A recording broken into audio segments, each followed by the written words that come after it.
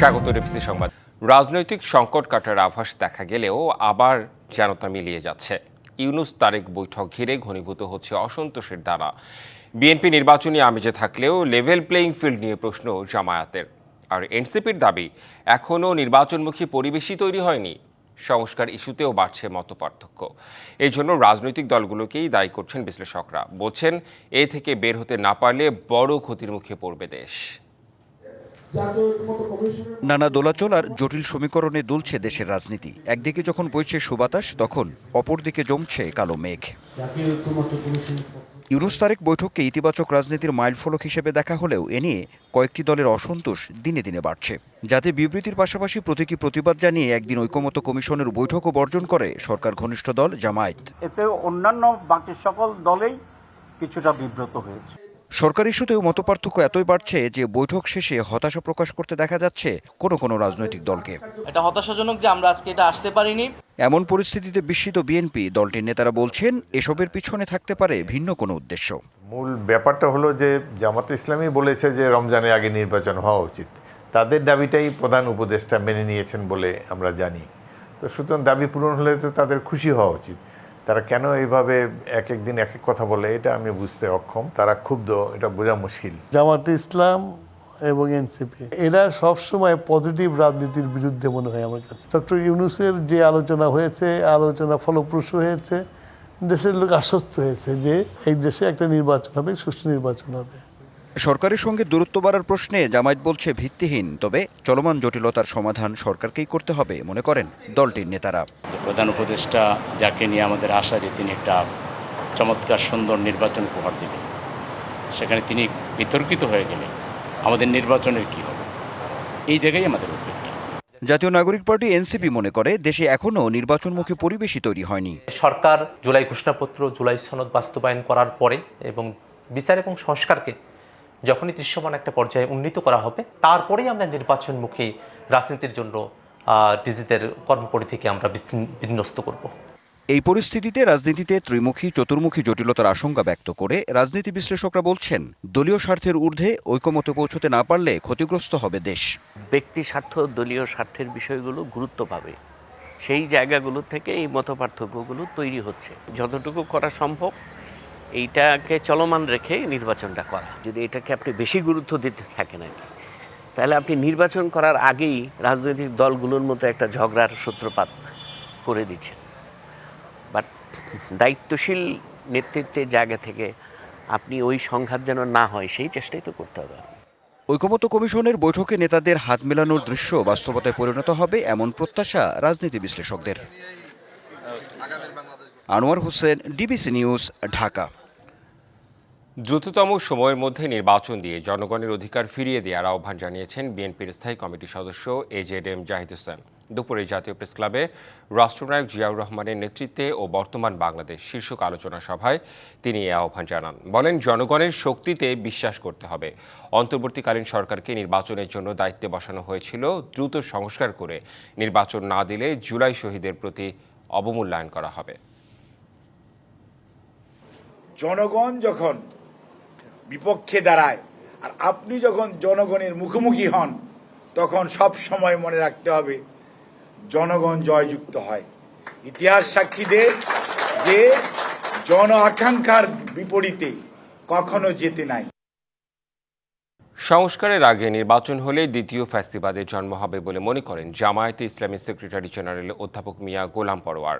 বলেন, ঐকমত্য কমিশনের প্রচেষ্টাকে সফল করতে যতটুকু সময় প্রয়োজন সেটা অন্তর্বর্তী সরকারের নেওয়া উচিত। সকালে যশোর শিল্পকলা একাডেমিতে জামায়াতের রোকন সম্মেলনে এসব কথা বলেন তিনি। আরও বলেন, বর্তমান সরকারের হাতে নিরপেক্ষ নির্বাচন না হলে জাতির সামনে মহা দুর্যোগ অপেক্ষা করছে। নির্বাচন যখনই হোক সেটা নিরপেক্ষ করার জন্য জামায়াতে ইসলামী সরকারকে সহযোগিতা করবে বলেও জানান তিনি। আগামী নির্বাচন নিরপেক্ষ হবে, তা না হলে আপনার হাতের এই নির্বাচন যদি ব্যর্থ হয়ে পড়ে, নিরপেক্ষ না হয়, তাহলে এই জাতির সামনে একটা মহা দুর্যোগ অপেক্ষা করছে। একটা ভুলের পুনরাবৃত্তি যেন দ্বিতীয়বার আর না হয়। নিরপেক্ষতার প্রমাণ সরকারকেই দিতে হবে যেন আপনি নিরপেক্ষ আছেন। নির্বাচন কমিশন যতই স্বাধীন হোক না কেন সরকারের সহযোগিতা ছাড়া নির্বাচন সম্ভব নয় বলে মন্তব্য করেছেন প্রধান নির্বাচন কমিশনার এএমএম নাসির উদ্দিন। সকালে রাজধানীর নির্বাচন ভবনে নির্বাচনী আইন ও বিধি সংক্রান্ত প্রশিক্ষণের উদ্বোধন অনুষ্ঠান শেষে গণমাধ্যমকে তিনি একথা বলেন। সিইসি বলেন, নির্বাচন ইস্যুতে সময় এলেই সরকারের সঙ্গে আলোচনা হবে। নির্বাচন নিয়ে কমিশনের পরিকল্পনা রয়েছে জানিয়ে সিইসি বলেন, সেই অনুযায়ী কার্যক্রম চলছে। প্রয়োজনে কর্মপরিকল্পনা পরিবর্তন হবে, ভোটের দিনক্ষণ যথাসময়ে জানানো হবে উল্লেখ করে তিনি বলেন, নির্বাচন আয়োজন সরকারের সহযোগিতা ছাড়া সম্ভব নয়। সরকারের সঙ্গে ফরমাল ও ইনফরমাল আলোচনা চলছে।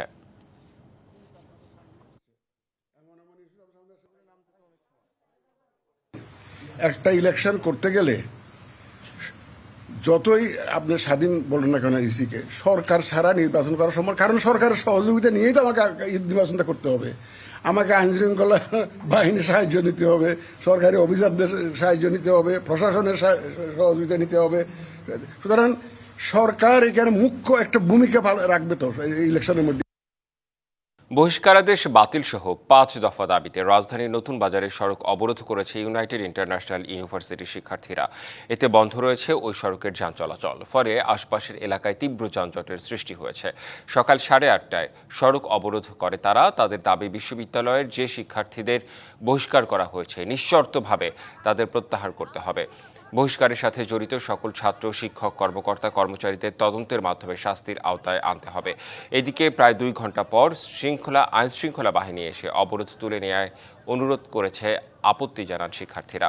ঘটনাস্থলে আসে বিশ্ববিদ্যালয় কর্তৃপক্ষ। পরে এক পর্যায়ে পুলিশের সাথে ধস্তাধস্তিতে জড়িয়ে পড়েন শিক্ষার্থীরা। এতে আহত হন কয়েকজন। কয়েক মিনিটের জন্য রাস্তা ছেড়ে দিলেও আবারও বাস থামিয়ে দিয়ে রাস্তায় শুয়ে পড়েন শিক্ষার্থীরা। শিক্ষার্থীদের আন্দোলনের মুখে অনির্দিষ্টকালের জন্য ঢাকা মেডিকেল কলেজের একাডেমিক কার্যক্রম বন্ধ ঘোষণা করেছে কর্তৃপক্ষ। রবিবার দুপুর 12টার মধ্যে হল ছাড়ার নির্দেশ দেওয়া হয়েছে শিক্ষার্থীদের। এর আগে সকালে নিরাপদ ক্যাম্পাস ও আবাসনের দাবিতে অবস্থান কর্মসূচি পালন করেন শিক্ষার্থীরা। মেডিকেল কলেজের মিলন চত্বরের সামনে এই কর্মসূচিতে কলেজের বিভিন্ন ব্যাচের শিক্ষার্থীরা অংশ নেন।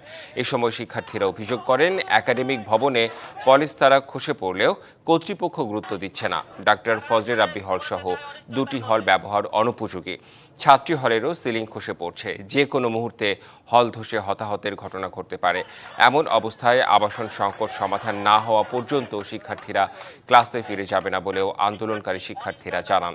অবিলম্বে বাজেটে আবাসনে পর্যাপ্ত অর্থ বরাদ্দ করে আবাসনের সংকট নিরসনের আহ্বান জানান তারা। আমাদের কলেজ প্রশাসন আমাদের দাবির সাথে সম্পূর্ণরূপে একমত, কিন্তু ঊর্ধ্বতন মহলের দীর্ঘসূত্রতা এবং ঊর্ধ্বতন মহলের 9-6 আমাদেরকে হতাশ করছে। সুষ্ঠু নির্বাচন দিয়ে জনগণের পছন্দের নির্বাচিত সরকারের হাতে দায়িত্ব হস্তান্তরের চেষ্টা অন্তর্বর্তী সরকার করছে বলে জানিয়েছেন মৎস্য ও প্রাণী সম্পদ উপদেষ্টা ফরিদা আক্তার। সকালে ময়মনসিংহে বাংলাদেশ মৎস্য গবেষণা ইনস্টিটিউটে এক কর্মশালায় সাংবাদিকদের প্রশ্নের জবাবে তিনি আরও বলেন, অন্তর্বর্তী সরকার চেষ্টা করছে সুষ্ঠু সুন্দর নির্বাচন দেওয়ার। এই জন্য নির্বাচন কমিশন এবং সংস্কারের জন্য যে উদ্যোগগুলো নেওয়া হয়েছে সেগুলো রাজনৈতিক দলগুলোর সাথে আলোচনার মাধ্যমে নির্বাচনের যে তারিখ ঘোষণা হয়েছে তার মধ্যে সম্ভব। কর্মশালায় উপদেষ্টা আরও জানান, নিরাপদ ফিট করা গেলে অনিরাপদ মাছের সংখ্যা কমে যাবে বলেও জানান তিনি। সেই ক্ষেত্রে মৎস্য অধিদপ্তর কাজ করে যাচ্ছে। ইরানের আরও একটি পারমাণবিক স্থাপনাকে লক্ষ্য করে হামলা করেছে ইসরায়েল। এরই মধ্যে বিপ্লবী গার্ডের অঙ্গ সংগঠনের 2 কমান্ডারকে হত্যার দাবি করেছে ইসরায়েল। এছাড়াও এই হামলায় এক কিশোরও নিহত হয়েছে। পাল্টা জবাবে ইসরায়েলের মধ্যাঞ্চলে নতুন করে ক্ষেপণাস্ত্র ছুড়েছে ইরান। সেখান থেকে সরিয়ে নেওয়া হচ্ছে স্থানীয়দের। এদিকে মোসাদের সঙ্গে সংশ্লিষ্টতার অভিযোগে ইরানে 54 জন গুপ্তচর গ্রেপ্তার করেছে ইরান। নবম দিনে গড়ালো ইসরায়েল ইরানের সংঘাত। শনিবার সকাল হতে না হতেই তেহরান ও তেল আবিবের ভূমি থেকে একে অপরকে লক্ষ্য করে ছোড়া হচ্ছে ক্ষেপণাস্ত্র ও ড্রোন। জাতিসংঘের নিরাপত্তা পরিষদে বাকবিতণ্ডা ও পাল্টাপাল্টি দোষারোপের পরেও কমছে না ইসরায়েল ইরানের চলমান উত্তেজনা। শনিবার ইরানের কয়েকটি শহরে হামলা চালিয়েছে নেতানিয়াহু বাহিনী। মধ্য ইরানের ইস্পাহান শহরে বিস্ফোরণের শব্দ পাওয়া গেছে। শহরটিতে অবস্থিত বৃহত্তম পারমাণবিক গবেষণা কেন্দ্রকে লক্ষ্য করে হামলা করা হয়। যদিও বড় আকারে কোনো ক্ষয়ক্ষতির খবর পাওয়া যায়নি, তবে বাসিন্দাদের ওই সকল এলাকায় এড়িয়ে চলার নির্দেশ দিয়েছে কর্তৃপক্ষ। একই সাথে লক্ষ্যবস্তু করা হয় ইস্পাহানের আশপাশের এলাকায় অবস্থিত বেশ কয়েকটি সরকারি স্থাপনাকে, যদিও কয়েকটি ড্রোনকে প্রতিহত করার দাবি করেছে ইরানের বিমান প্রতিরক্ষা ব্যবস্থা। এছাড়া ইরানের রেভলিউশনারি গার্ড IRGCর আমিনপোর জোধকি নামের আরও এক কমান্ডারকে হত্যার দাবি জানিয়েছে ইসরায়েলের সামরিক বাহিনী। বলা হচ্ছে ড্রোন হামলার দায়িত্বে ছিলেন তিনি। এর আগে দেশটির মধ্যাঞ্চলীয় কোম শহরে ক্ষেপণাস্ত্র উৎক্ষেপণ কেন্দ্র ও আবাসিক এলাকায় হামলা চালায় তেল আবিব। এতে ঘটেছে হতাহতের ঘটনাও। বিপরীতে মারমুখে অবস্থানেও ইরান। ভোররাত থেকে ইসরায়েলের মধ্যাঞ্চল ও রাজধানী তেল আবিব সহ হোলন শহরে ক্ষেপণাস্ত্র হামলা করে ইরান। বাদ যায়নি গোলান মালভূমিও। এদিকে ইরানের দক্ষিণ পশ্চিমাঞ্চলীয় খুজিস্তান প্রদেশে ইসরায়েলি গোয়েন্দা সংস্থা মোসাদের সঙ্গে সম্পৃক্ততার অভিযোগে গ্রেপ্তার করা হয়েছে অর্ধশত ব্যক্তিকে। Hasna Akter, DBC news desk. সংবাদ এই ছিল এখনকার মতো। ডিবিসি নিউজের সংবাদগুলো পড়তে ভিজিট করুন dbcnews.tv আর ভিজিট করুন ডিবিসি নিউজের ফেসবুক পেজ এবং ইউটিউব চ্যানেল। সঙ্গেই থাকুন।